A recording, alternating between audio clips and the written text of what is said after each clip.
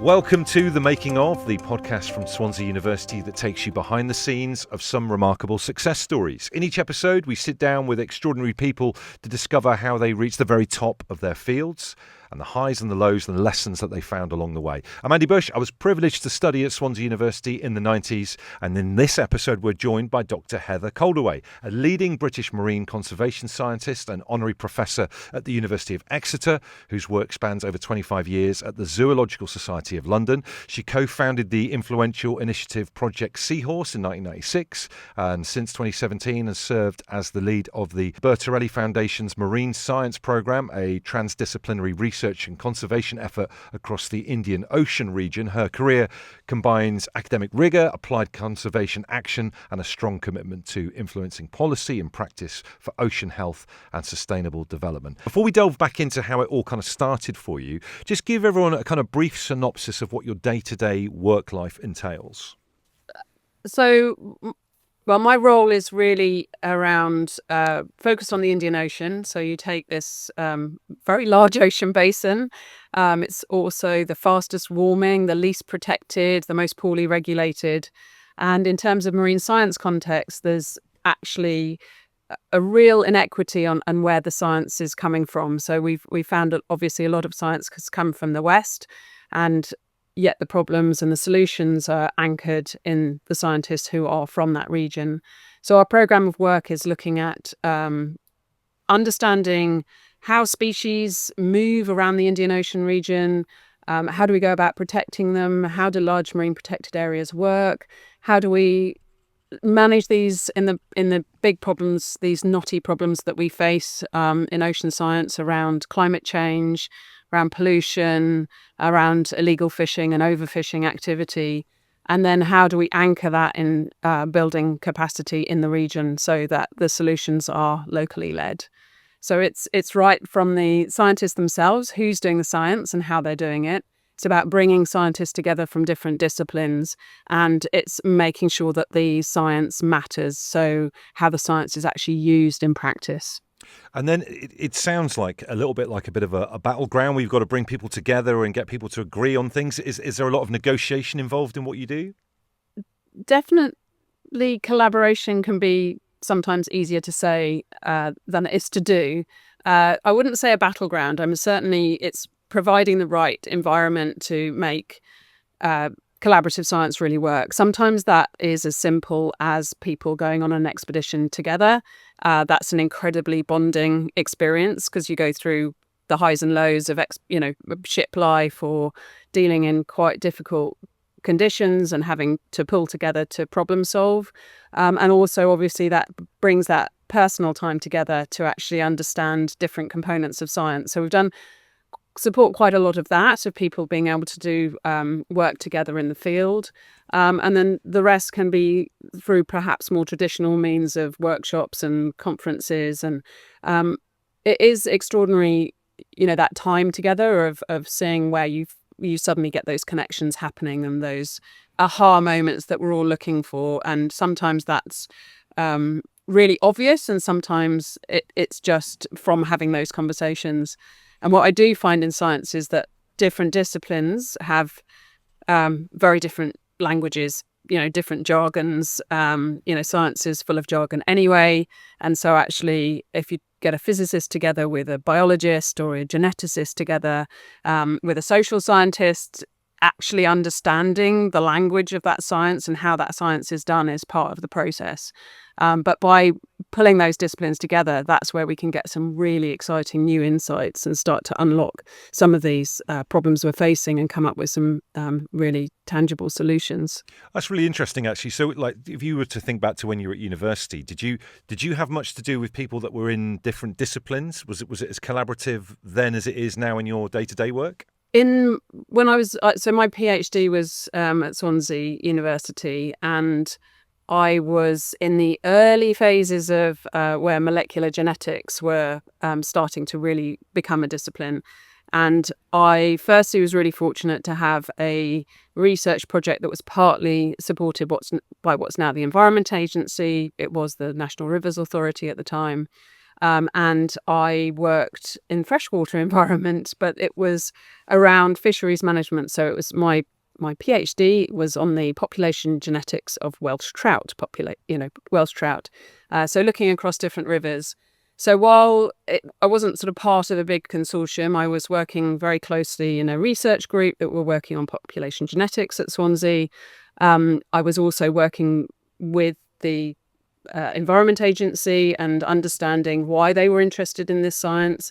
And then, of course, when I was out sampling and getting together to answer these scientific questions to get my PhD, that was really working with the practitioners, the bailiffs, the fishing communities who have lived and breathed and grown up for multiple generations alongside these rivers and have fished them for many years and have this huge sense of how things have changed.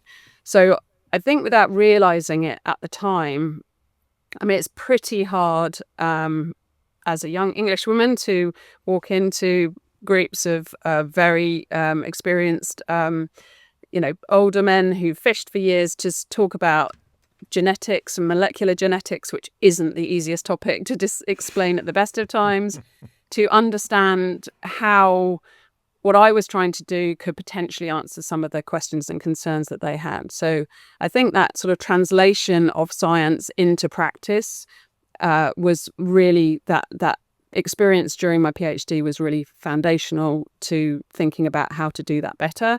And sometimes I would just get, well, you're just going to tell us every fish is different. So how useful is that? We know that already. But actually over time was able to understand the concerns that the fishing communities or the fisheries management had about those rivers, of seeing stocks decline or thinking about restocking strategies, or what do you do if there was a major pollution incident and an entire river area got wiped out? What's the best way of looking at recovery? And some of the tools and techniques I had was starting to help answer those. And so that's where I could see the methods I was using were just a different set of tools that I was bringing into their context. So I'm forever grateful for that experience to actually think about how to communicate my science, and that really set me down the track of being super interested in applied science. So science comes in all its forms, and blue sky science and fundamental science is a really important component. But my bit of science, the bit I'm interested in, is how does science answer conservation questions? So do you think one major skill in your line of work and what you do is the ability to talk to different people from different walks of life, and scientists and fishermen, etc., or people who work in the industry? You talk in different ways to different people to get consensus. I probably would have always said that, the ability to talk. I think it's actually more the ability to listen. I think that's our first barrier to overcome, is to really listen and understand. And then that's when the talking comes. And certainly earlier in my career, I would definitely talk first and probably bluff my way through things a bit, or try and manage difficult situations. But I think learning to listen is one of the skills that is really, really important, because people communicate in different ways and people are more or less comfortable about communicating. And when you start to work across languages and cultures, which includes working in Wales, then it's really understanding how communication matters and how to do it more effectively, and to be understanding of the local context in which you're placed. Okay, well, let's go back to your kind of school days, Heather. Did you enjoy learning, and what kind of things were you into, like education-wise and learning-wise, back when you were a kid? I've got lots of really happy memories of school. Actually, I did enjoy learning. I was an army brat, so went to lots of different schools in several different countries, and so that changed schools a lot of times in my life, but have always enjoyed science and biology in particular. So was heading a science route fairly early on. And then at the time, obviously, careers advice. I suspect neither of us anticipated we'd be in the careers that we were in, perhaps, but the careers advisor doesn't necessarily have those on the list. So I was more traditionally going down a route to wanting to be a vet. And so that was, you were interested in science, you're interested in animals and wildlife. And so, veterinary science is one of the options on the table. So, I mean, were there any early sparks of kind of science? Do you remember, can you think back and remember when you first kind of came into contact with science or biology and thought, oh, this is really interesting, I'm really into this? Any specific moments?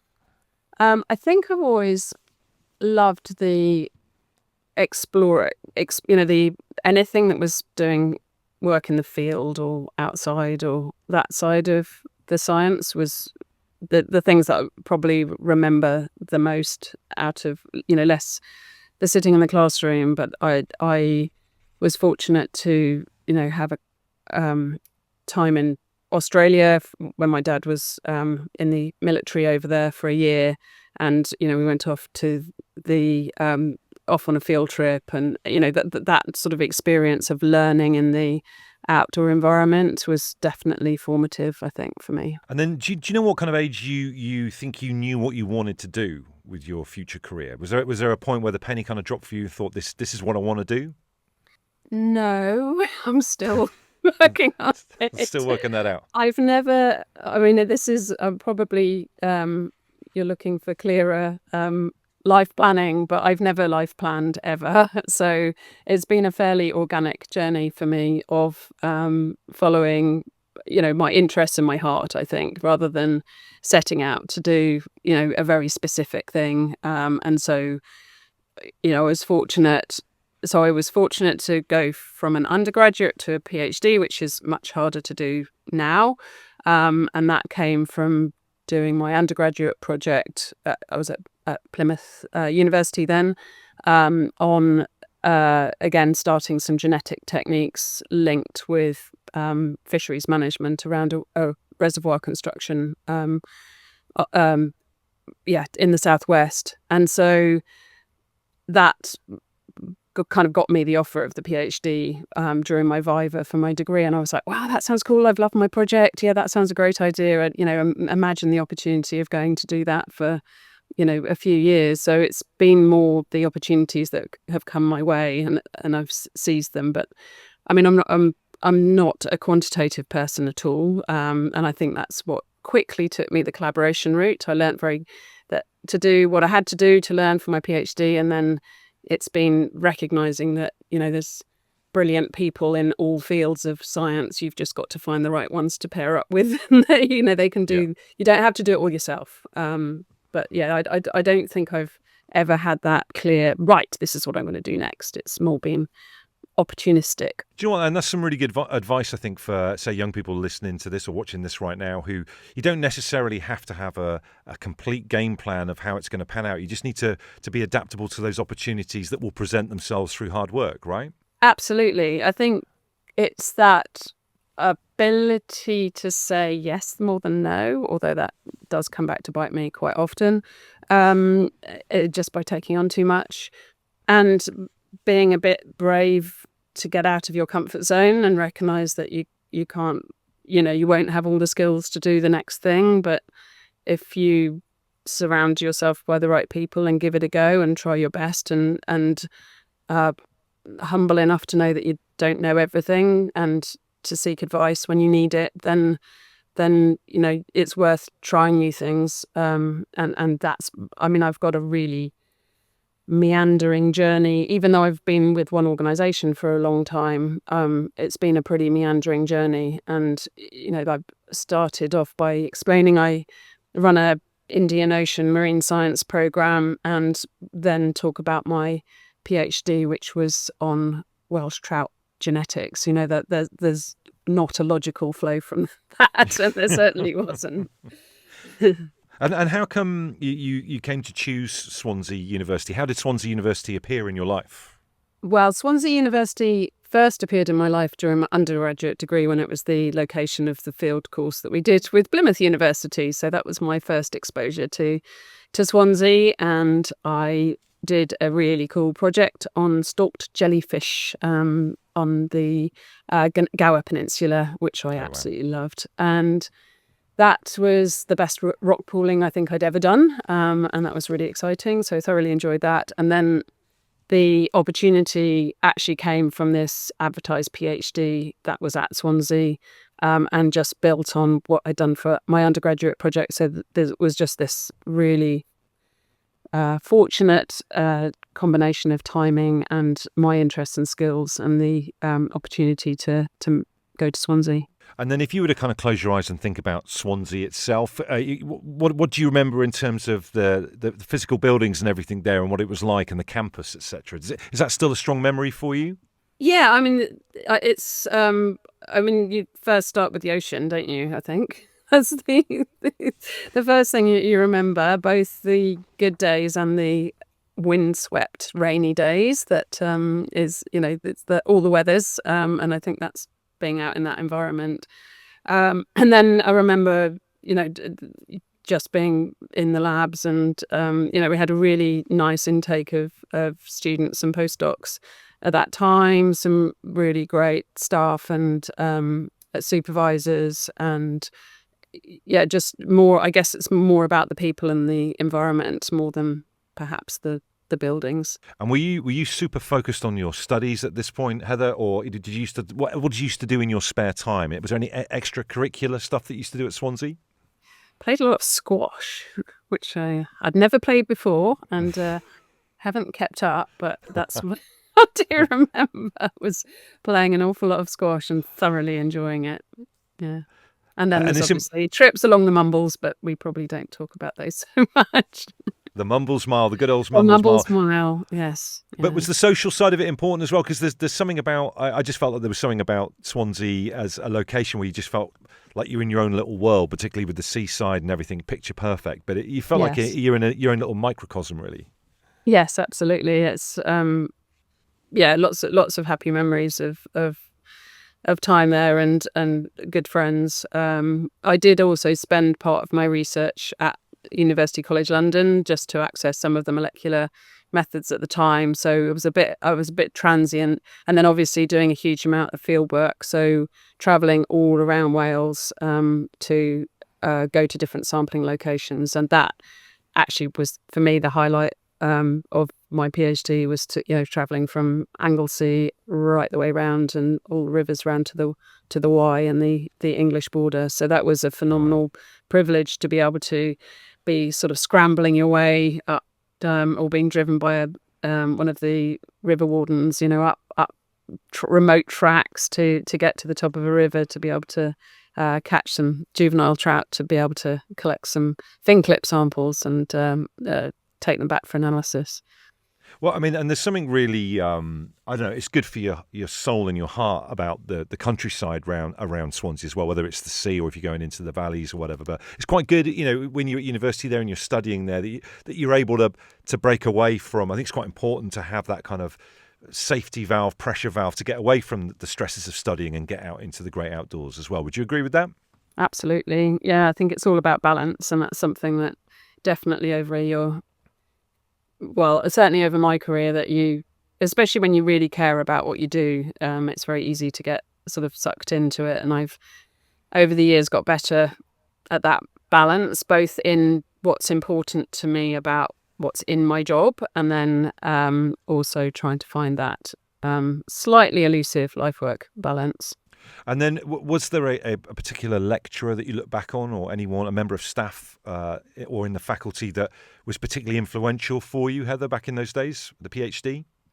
At that time, it was really the supervisory team. So the supervisors were Professor Beardmore and Professor or Dr. Skavinsky.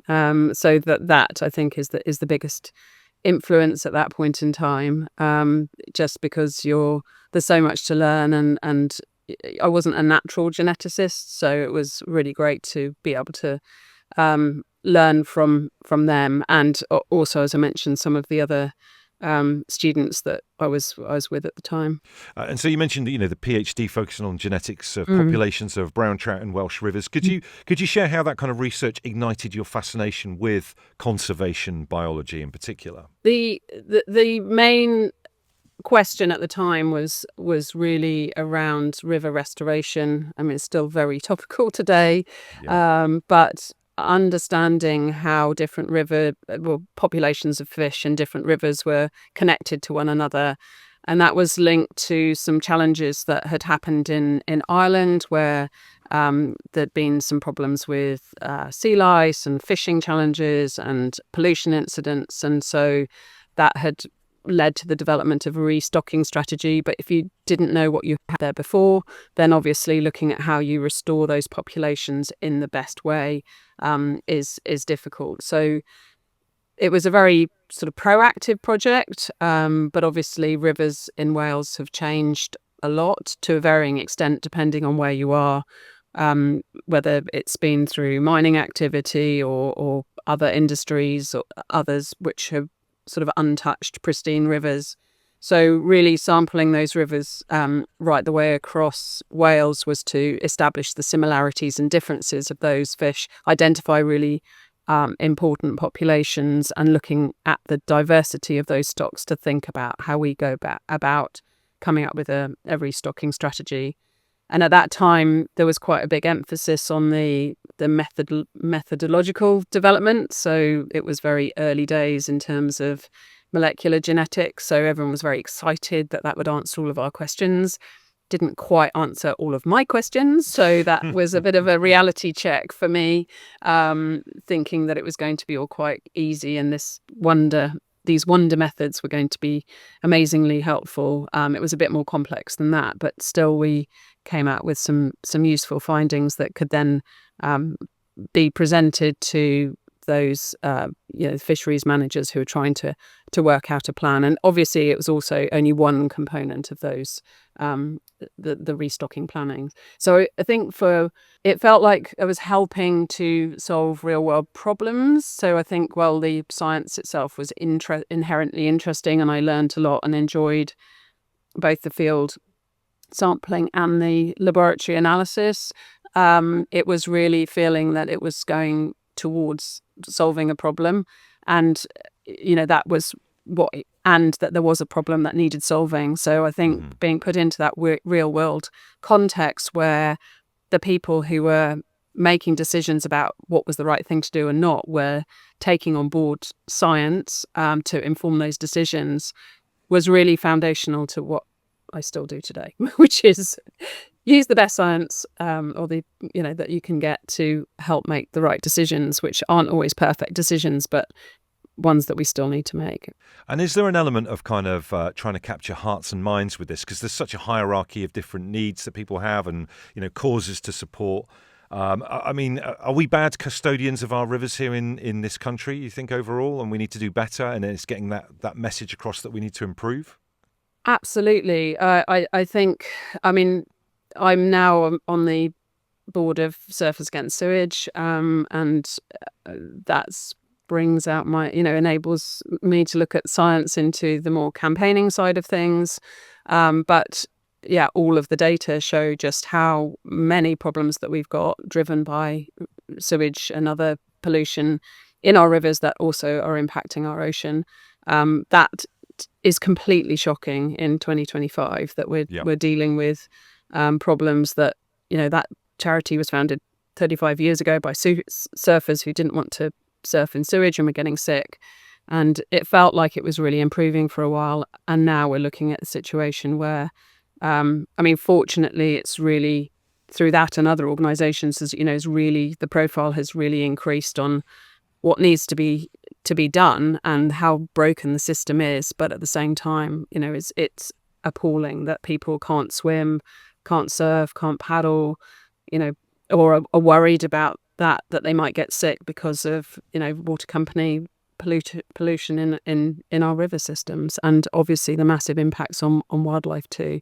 Yeah, it is absolutely horrific, and I just feel like it seems the message is getting across better and better as time is going on. I think people are showing some of the a friend of mine's mother-in-law was due to do a swim down in the River Dart about a month or so ago, and it was cancelled because all this sewage had ended up in what is a beautiful river as well. So I think people are cottoning on to just how bad this is, don't you think? There's good awareness, and it's the good thing is it's on the political agenda and it's now being taken seriously. It's not an easy one to solve, but that has been a very easy excuse And so actually these are, highly profitable companies, often with international shareholders that have been delivering to the shareholders rather than the customers. And so rethinking how that works, I think, is something that needs to change. And there's, increasing pressure to do so, and some influential reports and policy moves that are starting to go in the right direction. It's just and the public voice, I think, is very, very powerful. So the role of science in that is to, for me, you see really good campaigning like those that are based on data and science and fact, and that's the role of science, is to keep those messages anchored in fact, and not sort of go off because it's a good story or because it's going to make a headline. I think the importance throughout is to keep the science there, to make sure that we're influencing policy in the right way. So if you're talking to somebody who's a decision maker at whatever level, you're providing the best evidence that you can at that time to make the decisions, but that has to be presented in the right way. No politician's going to sit down and do their own literature review to work out, what's right and what's wrong. And I think we, as scientists, we also almost trained to be embedded in doubt. We look at the weaknesses in our research all the time rather than the strengths. We look at where the vulnerabilities in the data is, not not what the overwhelming evidence is saying. And sometimes I think scientists need to get a bit more confident and comfortable in communicating effectively and being bold enough to say, right, this is what we know right now. This is what you need to do, and recognize that at the same time you need to fill those knowledge gaps, and then say, well, we know this, we're not sure about this, we don't, this is the level of confidence we have, and then adapt accordingly as you go. So in your job, in your line of work, there's obviously a mix of, say, I guess, like the laboratory and then in the field. Do you have one that you prefer over the other? So now I'm probably more office and meetings and field. And the field has definitely been the sanity check, I think, for me, of over time. I think it's easy as you sort of go up this theoretical ladder of becoming more management and more around, you're dealing with writing grants and writing reports and writing papers and supervising and managing people. And I moved out of the sort of pure academic route, so managing a really big range of people internationally. But I think the thing for me was to keep that. For me, it feels like authenticity of still being a doer and being involved. And that took a while for me to work out, and I think it was a point I was in the hotel in the Philippines for a week, just in meetings, staying in the same hotel, and sort of felt I was shuttling up and down the stairs and never really saw anything. And that was just at the end of that trip, I just said, never again. I've got to be in a mangrove forest. I've got to be in the ocean. I have to go and experience what the team are experiencing and really understand the challenges, as well as supporting researchers and conservation practitioners as best I can. So that, to me, was just working through that to find out what I really am passionate about. What advice would your current self offer to a young biologist who's just starting out on this path? There's a strong narrative that there's no jobs and it's really hard to get a career, and it's definitely, there is a degree of reality around that. I think I would still advise that if it's what you want to do, then stick with it. It's there's ways and means, and that doesn't automatically mean, and should not mean, you have to spend lots of money or come from a family that can support you or make unreasonable sacrifices. I think it's being creative about how you develop your career. There's, I think, great opportunities through the digital world in which we live, which we can be easily critical of, but you can gain a voice and a platform and a profile, and you can connect with marine biologists and scientists globally through those platforms.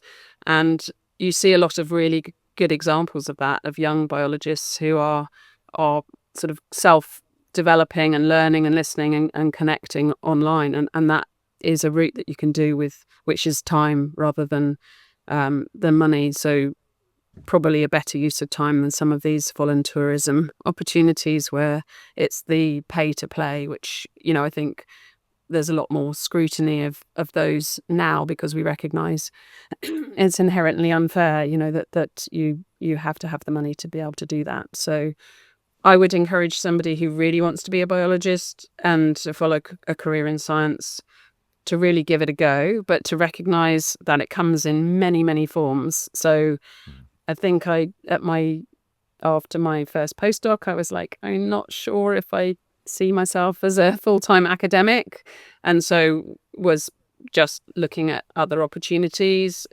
I worked with colleagues who've tried, working in business, and it's worked for some and not for others. They've worked for conservation organisations, as I do. They've got more involved in communications or campaigning.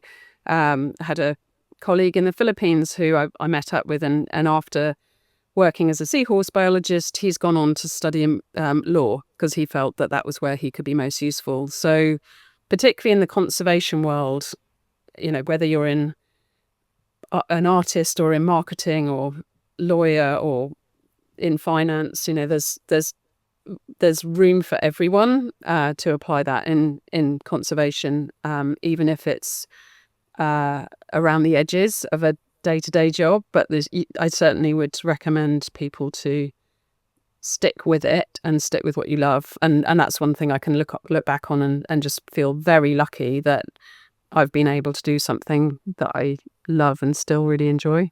And is self-doubt and the doubts are just part of the journey, right? Doubts and the whole imposter syndrome and all of that.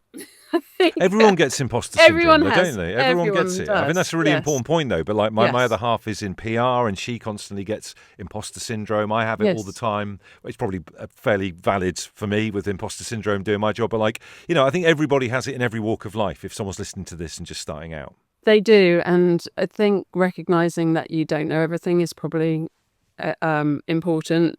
I still learn something every single day. I still have lots to learn. Working in, ocean science and conservation, I think is just extraordinary because there is so much still to learn. So it still has that, pioneering feel about we're still discovering things and seeing things we didn't know. And, it's just this incredible environment to be working in, while it's changing so fast that we're trying to keep up with that and trying to tackle the big problems. But I think personally, it's firstly for me, it's always been about trying. It's about, I think you can make a choice, and I'm sure everyone at, who's studying or at earlier stages of the career will meet and see and witness very different versions of what a scientist looks like. And at some point in your career, you have to decide, who am I? Which one of those versions am I going to be?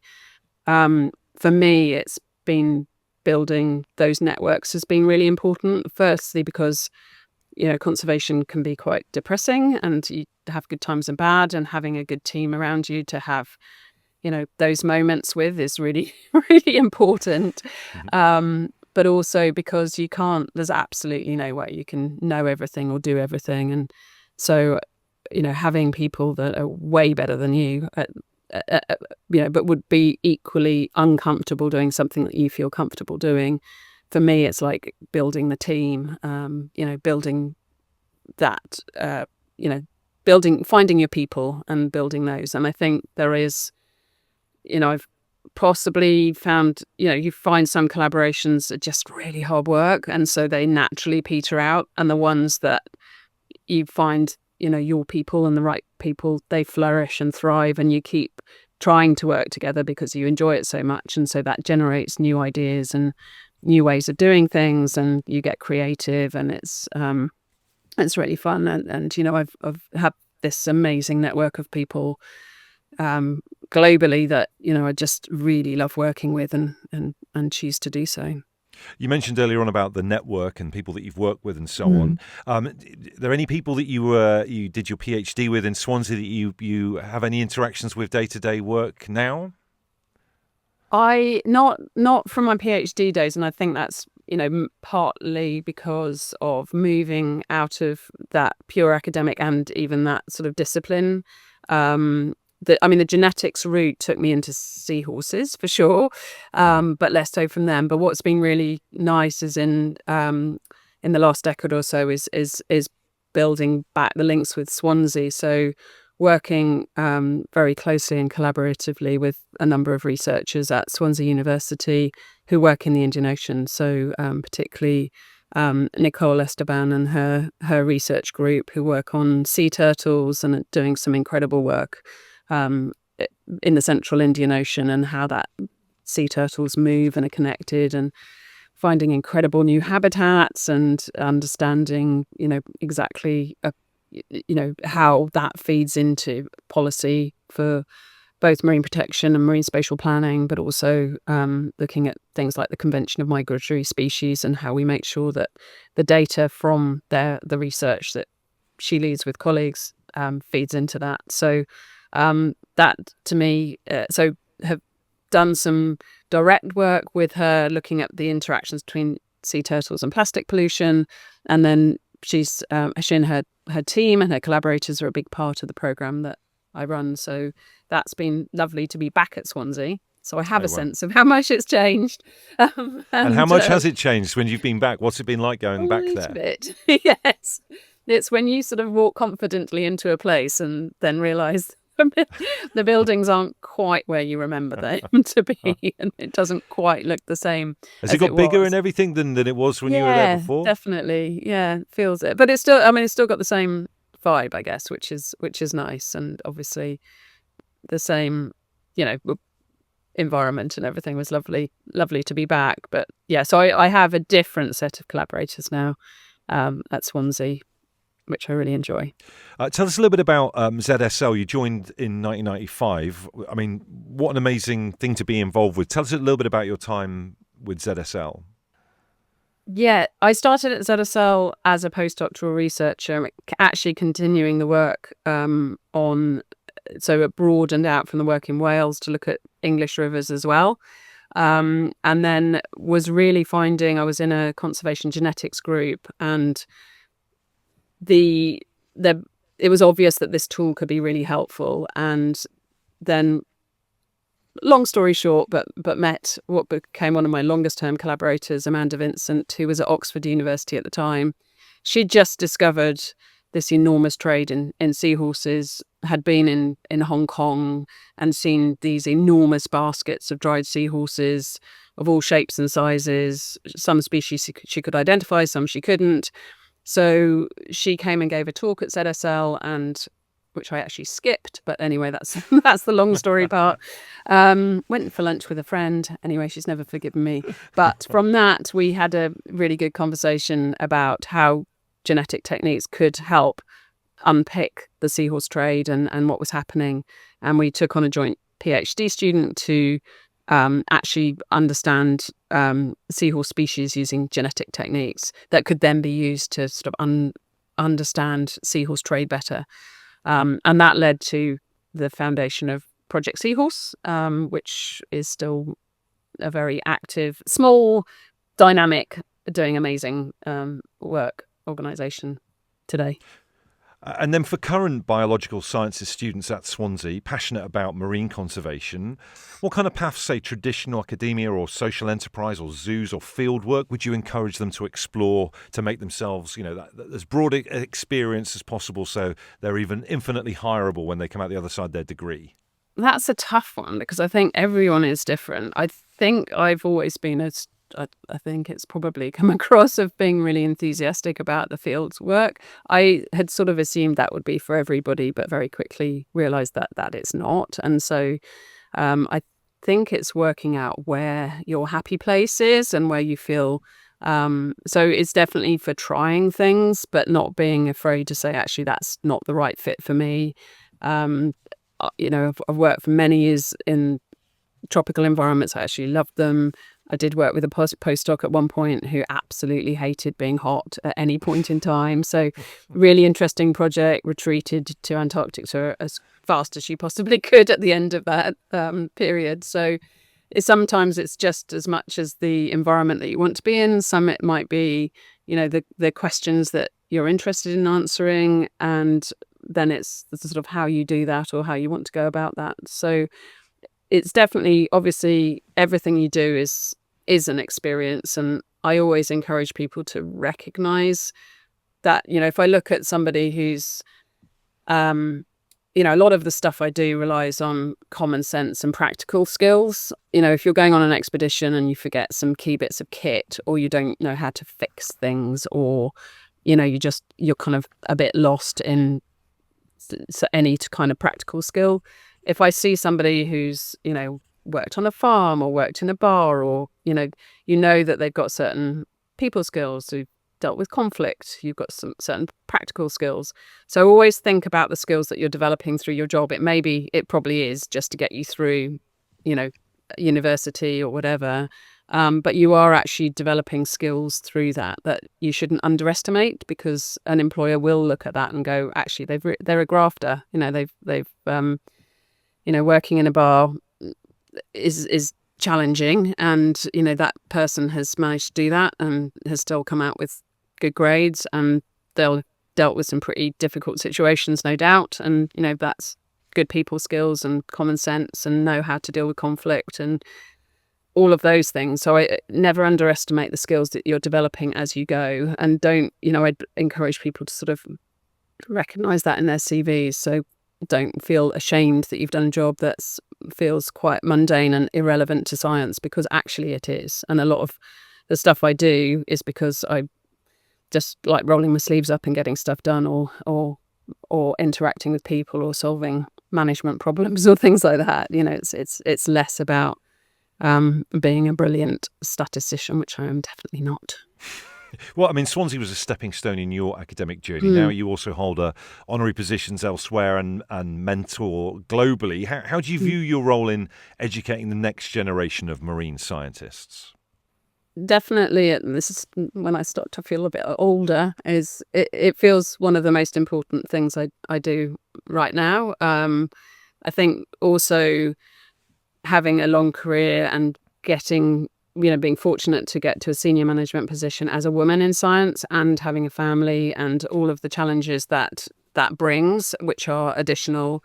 And then as I've worked with more communities around the world, realizing that there's many other barriers. I work with some amazing colleagues in Bangladesh, women working in fisheries science, and seeing some of the challenges that they face, which are way more than I've ever had to overcome. It has really highlighted the importance of how to mentor and support and create opportunities, and give students a really nice experience, or as much as you can. Doing a PhD is hard. It's wonderfully selfish, because it's the one time in your life you're going to become the expert on that by definition, and know more about a niche topic than anybody else. But it's a lonely and vulnerable place, because you're finding out, how to do all of these things on your own. So, I think having a good supervisory team, and I think that's been a good development. It's building more around committees that support students and recognise that things like well-being and mental health are really important parts of that journey, and that you can't be invincible all the time. And so having those support networks, whether that's from your supervisors or others. So I think when I was earlier career, especially feeling as a young woman, I had to be better and more invincible and never show weakness, because that would be used. I think now it's encouraging to be able to share more and to support more, and to see how organisations are really embracing and recognising that that's a big part of the learning journey. It's not just about your academic genius. It's about how you are as a person and how you come out the other side as a happy, better person with a PhD or a degree or whatever. And then, I mean, you make a very good point there. Is it getting easier to be a woman in the field of science, or is it still as hard as it was, say, for you when you first started out? Is it getting better? Yes and no. I think it's very difficult because of the funding vulnerabilities, particularly moving into postdoc world when you're in short, often back-to-back contracts. I think then making decisions on families becomes harder because you have those gaps. I think there's really good initiatives now that, many universities have to support women coming back into the workplace and recognizing and acknowledging that, if you had a gap in your CV and you didn't publish papers because you were on maternity leave, that's okay. I think it's still hard, and I think people then feel that they have to really plan it rather than perhaps thinking about, when you might really ideally want to start a family, but it becomes a bit more dictated about what it might do to your career and whether it is sustainable afterwards. So I think the Athena Swan and other initiatives are really helping, and it's definitely moving in the right direction, but it's still not easy. And also I'm saying that from a UK academic. I look at my colleagues in the Philippines and actually look in the US right now. There's 3 months maternity leave. It's not an equal playing field at all. And many of my colleagues, once they've married and then are supporting their families, there's different expectations about what they can do in terms of field work or other aspects of science. So, they change over time. Would you change anything about your career up until this point, or your path through to where you are right now? Would you do anything differently? Probably not. I mean, I've probably made heaps of rubbish decisions and done lots of stupid. Well, I definitely have done lots of stupid things, and probably could have made some smarter decisions earlier. But overall, I've been really lucky. I mean, I've just, I meandered through this incredible set of projects that have all been about trying to solve something, and kept it really anchored in science, which, really came from, I think that PhD moment is the one where you decide you can identify as a scientist, even though, imposter syndrome or not, once you've sort of done that, you feel that helps give you some credibility or some degree of training, but you're basically learning every day.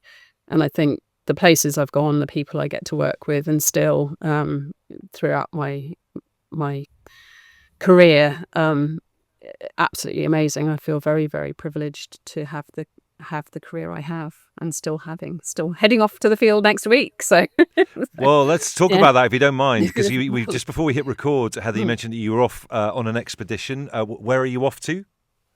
So I'm off to a tiny archipelago called St. Brandon, which is a 30-hour fishing boat ride from Mauritius. So I have been very lucky to team up with I'm also a National Geographic explorer with a young explorer who's a filmmaker and storyteller from Mauritius. And we are talking about this lost archipelago, which is the name of the project. We are traveling with other scientists, a colleague of mine from ZSL who works on seabirds, and we are taking this bumpy boat ride a long way to this sort of little set of sandy islands in the Indian Ocean, just sort of head north of Mauritius and just off Madagascar. And we're looking at the seabirds and how they connect with other seabirds in the region. We're also looking at sea turtles, and that links back to Swansea, obviously, and we're also looking at some of the impacts, particularly around plastic pollution. So on those islands, we know there's a problem, but we're hoping to understand more about where it's coming from, what it is, and what we can do about it, particularly from the perspective of wildlife. So some of the work we've done with Swansea to date in the Chagos archipelago has been and taking a very remote, uninhabited atoll and working about how do we deal with these pollution problems in the context of wildlife. So how do we take the pressure off? And this is really replicating those research methods and taking that to St Brandon and telling the story as we go. So that will be really exciting because firstly, I'm useless, usually lose or drown cameras and not very good at remembering to do that part of it. So to actually work with somebody who wants to tell that story and think about how we bring the research that we're doing to life, how we can take a place that nobody's ever heard of and talk about that both within Mauritius and internationally is an incredibly exciting opportunity. Amazing. And final question, if someone's listening to this right now, watching this right now and is considering Swansea University for the next stage of their academic progression, what would you say to them, Heather?